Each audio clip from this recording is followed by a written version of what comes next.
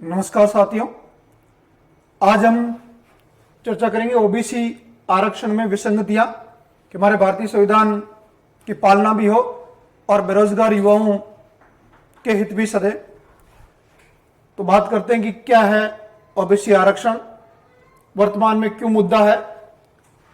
सर्वप्रथम ओबीसी वर्ग को मंडल आयोग के आधार पर 1989 में आरक्षण दिया गया, जिसे बाद में कोर्ट में चैलेंज किया गया और कोर्ट ने, हमारे माननीय न्यायालय द्वारा यह स्वीकार किया गया कि ओबीसी को यानी आरक्षण सामाजिक और शैक्षणिक पिछड़ेपन के आधार पर दिया जा सकता दिया, लेकिन उसमें एक प्रावधान कर दिया गया, इसकी सीमा, आरक्षण की सीमा है वो 50% से ज्यादा नहीं होगी और इसी के तहत यानी उन मापदंडों के तहत यहां पर केंद्र के अंदर एससी 15%, एसटी 7.5%, ओबीसी 27%, कुल 49.5% दिया गया था, यानी 50% से ज्यादा नहीं रखते थे। और राज्य के अंदर एससी 16%, एसटी 12% और ओबीसी 21%। यहां कुछ युवाओं का कहना है कि यहां पर जब सेंटर में 27% है तो यहां पर 21% क्यों, लेकिन यहां 50% से ज्यादा नहीं दिया जा सकता, इस प्रकार का प्रावधान था, इस कारण इसको 21% यहां पर रखा गया। इसके बाद यानी एक मुद्दा उठा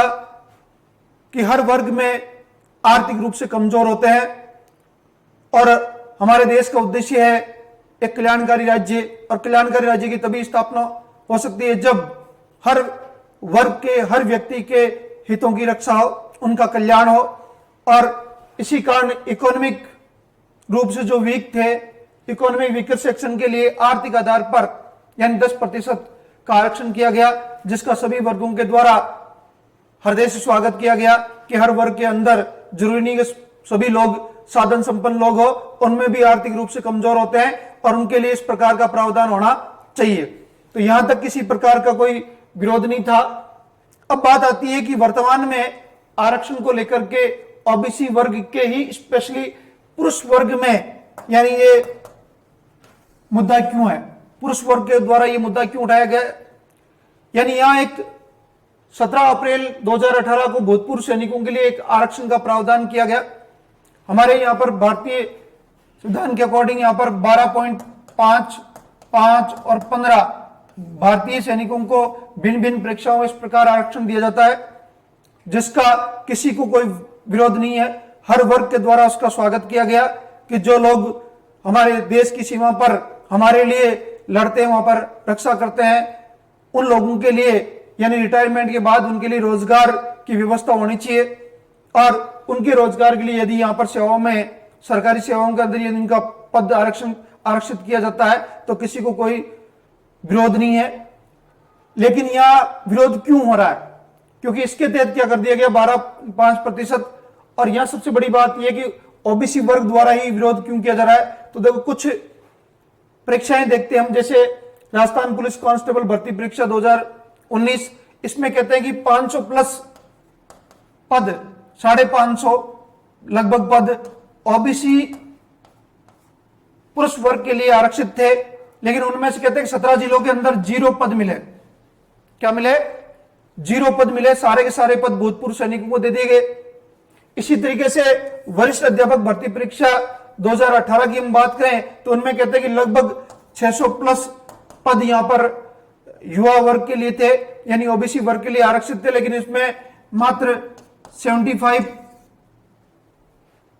पद केवल युवा बेरोजगारों को मिले, बाकी सारे के सारे पद किसको दे दिए गए? बाकी सारे पद भूतपूर्व सैनिकों को मिलते हैं। उसी तरीके से पटवार भर्ती परीक्षा में भी यानी वहां पर 600 प्लस पद थे और उन 600 पद में से मात्र 105 पद ही केवल युवा बेरोजगारों को, शुद्ध बेरोजगारों को मिला था, बाकी सारे पद भूतपूर्व सैनिकों को दे दिया। तो इस प्रकार कई बार यह स्थिति पैदा हो जाती है कि बड़ी मुश्किल से युवा एक घर से निकलता है रोजगार के लिए, वहां पर जैसे तैसे करके अपना जुगाड़ करता है, शहर में पहुंचता है, कोचिंग करता है, फॉर्म भरता है, मेहनत करता है, परीक्षा देता है और उसके बाद जब रिजल्ट आता है तब कहा जाता है आपके लिए कोई पद नहीं है। तो कितनी निराशा होती होगी उस व्यक्ति को। और सबसे बड़ी विडंबना तो तब हो जाती है जब कहते हैं कि इसके अंदर कोटा रेंज के अंदर एग्जाम दिया था ओबीसी वर्ग से, जिस व्यक्ति के यानी वहां पर 70 नंबर है उसके बावजूद भी उसका सिलेक्शन नहीं था और वो कोटा रेंज में टॉपर था, और राजस्थान के लेवल पर सेकंड टॉपर होने के बावजूद भी उस व्यक्ति को नौकरी नहीं मिला, और वही व्यक्ति जब घर जाकर के कहता है कि मेरे नंबर बहुत अच्छे थे लेकिन नौकरी नहीं मिल पाई, तो उस पर कोई भी विश्वास नहीं करता ग्रामीण परिवेश में कि अगर आपके नंबर होते तो निश्चित रूप से आपकी नौकरी मिलती, और ये फालतू की बातें आप पढ़ते नहीं हो, तो उनके ऊपर एक प्रश्न चिन्ह लगता है उस पिता पर जो बड़ी मेहनत से वहां पर कमा करके फीस का जुगाड़ करके और पढ़ाने के लिए भेजा था, और फिर इस तरीके से वापस लौट के आना एक वज्रपात से कम नहीं है। तो ये विडंबना है कि इस व्यक्ति के सेकंड टॉपर राजस्थान में और कोटा में टॉप होने के बावजूद भी नौकरी नहीं मिलना। तो इस प्रकार के अगर प्रावधान कुछ है तो उनमें विनती है कि उसमें कुछ ऐसा सुधार किया जाए कि भूतपूर्व सैनिकों के पद भी सुरक्षित रहे और युवा बेरोजगारों को भी नौकरी मिल सके। इस प्रकार का यानी प्रावधान किया जा सकता है, इसको वापस भी लिया जा सकता है, या अन्य कोई प्रावधान है जिसके तहत यानी युवाओं के हितों की रक्षा की जा सके, उनको नौकरी दी जा सके। तो यहाँ युवा जो वर्ग है कहते हैं अगली जो भर्तियां हैं उन भर्तियों में भी जैसे कहते हैं वन रक्षक में 122 पद है ओबीसी आरक्षण के लिए, लेकिन वहां 600 प्लस पद एक्स आर्मी मैन के लिए है। राजस्थान सब इंस्पेक्टर में 129, वहां पर 93। रीट भर्ती परीक्षा यानी लेवल सेकंड में 4000 प्लस पद है ओबीसी वर्ग के, लेकिन वहां पर 17000 प्लस फॉर्म भरे गए हैं किसके द्वारा, एक्स आर्मी मैन के द्वारा। तो इस प्रकार उन लोगों को नौकरी नहीं मिल पाएगी।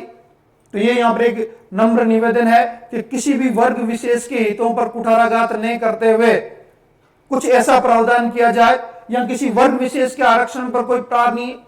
कोई किसी प्रकार का विरोध नहीं, न ईडब्ल्यूएस का विरोध है,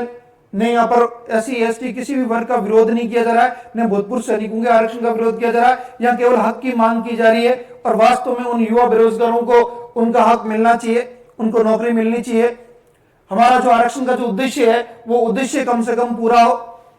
इसलिए ये निवेदन है कि ऐसा कुछ करें कि आंधियां भी चलती रहे और दिए भी जलते रहे, कि हमारे भारतीय संविधान का